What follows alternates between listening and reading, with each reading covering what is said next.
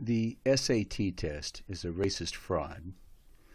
Originally created by preachers of genocide and mass sterilization. This isn't news, but the tradition of racism is confirmed in today's paper. I have a real jewel for you at the end, but let's have a quick look at the history. I googled Nazis and SAT a minute ago, and you can see this was the first hit. It's serious and academic with footnotes and citations, and it tells how Louis Terman and Robert Yerkes were the first promoters of IQ tests in this country to help the Army decide who had the brains to be officers and who should be fed to German machine guns. Terman and Yerkes were members of the American Eugenics Society, a thoroughly racist organization with a thoroughly Nazi agenda of mass sterilization and genocide before there was a Hitler.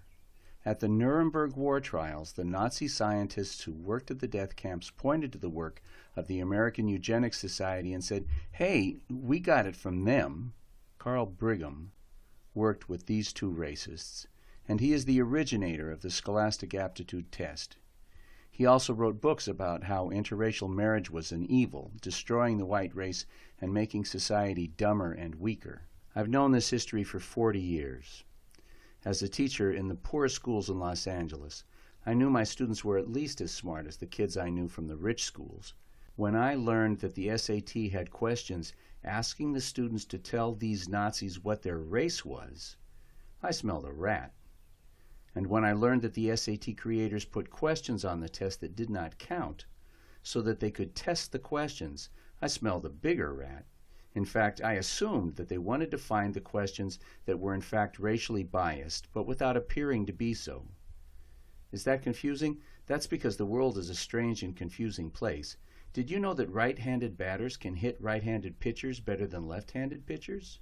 It's true, but nobody knows why. And it turns out the makers of the SAT have discovered that white boys answer some questions better than girls or black and Latino students. No stuff. Look at this. This article from the Los Angeles Times is by Jay Rosner, Executive Director of the Princeton Review Foundation. He's a very legitimate guy, expert witness, author of law review articles on this topic, and he's complaining. The College Board, the people who carry on the racist tradition of the original SAT, have long been criticized for creating a test that's biased, because white boys do so much better on the test than girls and non-whites. And in the 90s, they were pressured to release the information that they used to select questions for the test. Rosner is complaining that after 2000, they stopped. And I think you will see why they stopped. If they have to show their cards, it seems clear that they're cheating. Here, in the red highlight, are two actual questions from the 2000 SAT. If you like, you can do the math, but I'm going to skip it. The point is that 55% of boys answered the first question correctly, but only 37% of girls did. That's an 18-point difference, which Rosner calls a large skew. And the skew is worse for black students, 47% versus 24%, a 23-point difference. With the second question, however, there's something weird. Although overall, just as many students missed this question as missed the first one, the skew between boys and girls on this second question is only 8 points, compared to 18 on the first question, and the skew between blacks and whites is 10, well less than half the skew in problem number 1. Why? Why does one problem produce twice the skew as the other?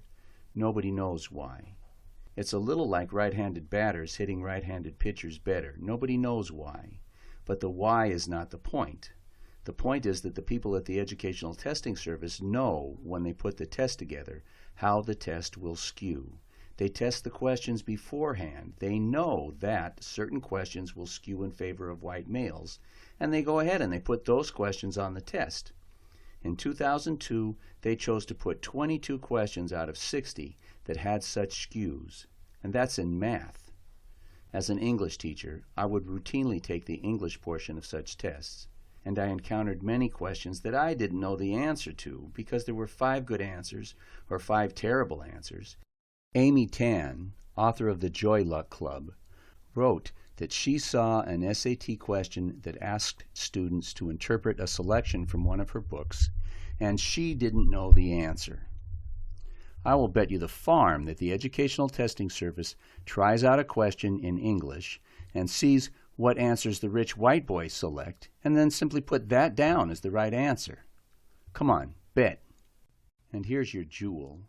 You won't find this story anywhere on the internet. I tried. Testing Tale by John William Templeton. You will remember our friends in the Georgia swamps, the fox and the rabbit. Having failed in many previous head games, the fox now decided to go after the rabbit's educational system. The foxes had the latest textbooks, computers in every foxhole with broadband wireless satellite access, one-on-one tutoring, and a 10-to-1 classroom ratio. The rabbits kind of had to pick up education however they could, with discarded books, huddled under trees trying to read by moonlight, and technology. Well, they didn't even have electricity yet.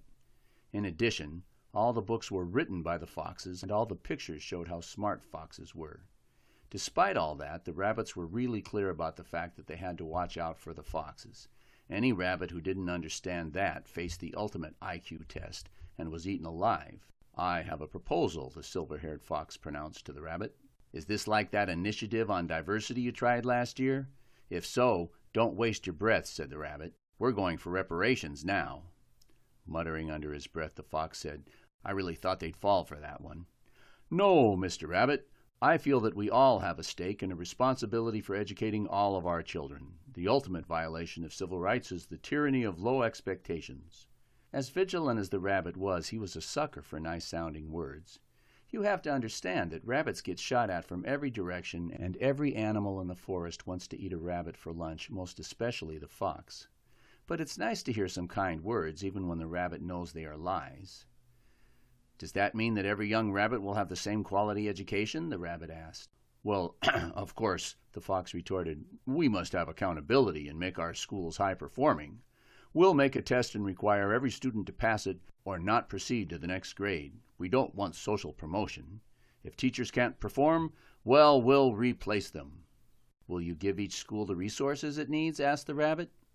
"If schools don't make the grade, we'll shut them down and give each rabbit parent a voucher to send their young rabbits to the high-quality private schools in the foxholes," the fox expounded. His face didn't show it, but the rabbit was beginning to smell a rat. He knew what would happen when young rabbits showed up in a foxhole, even if it had state-of-the-art science labs. The rabbits would get dissected and digested. However, the rest of the rabbits would still be huddled under trees with the old books. Those tests would be designed by the foxes and would test the fox's view of the world. Most rabbits would instinctively make the wrong choices and get low scores. He had the perfect question for the fox. "So what happens to the young rabbits who don't pass the test?" asked the rabbit. Thought the fox. "Transitions always cause some temporary impact." "Does that mean they won't get an education and won't get diplomas?" asked the rabbit. "That's what's happening now." "But the diplomas will mean more," replied the fox. "Are you going to let the rabbits write some of the textbooks?" asked the rabbit. "As you know, diversity is very important to us," replied the fox. "Are you going to address the unique learning styles of rabbits?" asked the rabbit, who then decided to go intellectual on the fox. "Rabbits are field-independent learners who can address the both-and attributes of a question and create real-world solutions as opposed to field-dependent either-or abstractions used on standardized norm-reference tests. Rabbits can think on their feet. You foxes are still practicing the same music and fashion you had 200 years ago, while we come up with new idioms practically every day. It's evidence of the vitality of our culture." The fox was starting to get angry. The rabbit just didn't understand that fox culture was superior. "We have to have consistent standards and apply them to every student," he retorted. "No mumbo-jumbo theories." "Even if each student doesn't have the same quality of instruction?" asked the rabbit. "If we have accountability, the schools will get better," the fox shouted as his red eyes bulged. Under his breath, he muttered, "If this rabbit doesn't stop asking me questions, I'm going to eat him," raising his voice. "Why don't you come over here and look at the test?" The rabbit ambled over, certain that he would see a test that was quite insufficient. But just as the rabbit got close enough to read the test, the fox leaped forward, ready to surround the rabbit's neck with his teeth. Ducking in a swift motion, the rabbit rolled along the ground, popped up, and was off into the underbrush. The fox was sprawling in the dirt clearing. "And I hadn't mentioned charter schools yet,"